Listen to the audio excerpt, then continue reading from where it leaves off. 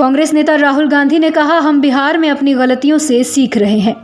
कांग्रेस नेता राहुल गांधी ने कहा कि उनकी पार्टी बिहार में अपनी गलतियों से सबक ले रही है, जहां पार्टी दलितों के सशक्तिकरण के जरिए सामाजिक विकास लाने में विफल रही है।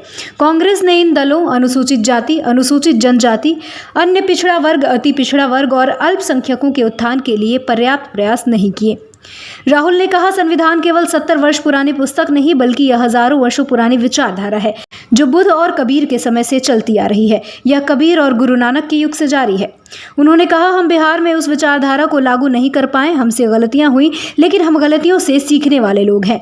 हम इस विचारधारा को आगे बढ़ा रहे हैं जो गरीब, मजदूर, किसान, दलित, आदिवासी, पिछड़ा वर्ग, अति पिछड़ा वर्ग, अल्पसंख्यक है, उनके लिए लड़ाई लड़ने की विचारधारा है। वह कांग्रेस पार्टी और गठबंधन की विचारधारा है। उन्होंने आरोप लगाया कि वर्तमान में राज्य की राजनीति अमानवीय हो गई है और इसमें हिंसा और नफरत का बोलबाला है। उन्होंने कहा, भाजपा के लोग गालियां देते हैं, बदतमीजी करते हैं, इनकी सोच में ही अहंकार भरा हुआ है। ये लोग संविधान को बदलना चाहते हैं। राहुल गांधी ने कहा कि जब तक 90% आबादी को न्याय नहीं मिलेगा तब तक देश को न्याय नहीं मिलेगा। उन्होंने कहा कि 90 के दशक में जब आरक्षण लागू किया गया था तब से जातिगत जनगणना की मांग हो रही है, लेकिन आज तक ये हो नहीं पाया। उन्होंने कहा, हम इस मुद्दे को संसद में उठा रहे हैं। कांग्रेस पार्टी की सरकार आने पर सबसे पहले हम जातिगत जनगणना कराएंगे।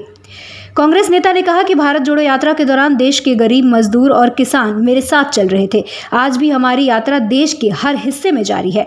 हमने 6200 किलोमीटर भारत जोड़ो यात्रा की थी। अब हम भारत जोड़ो न्याय यात्रा कर रहे हैं। हम उन राज्यों में जा रहे हैं जहां कांग्रेस की सरकार नहीं है।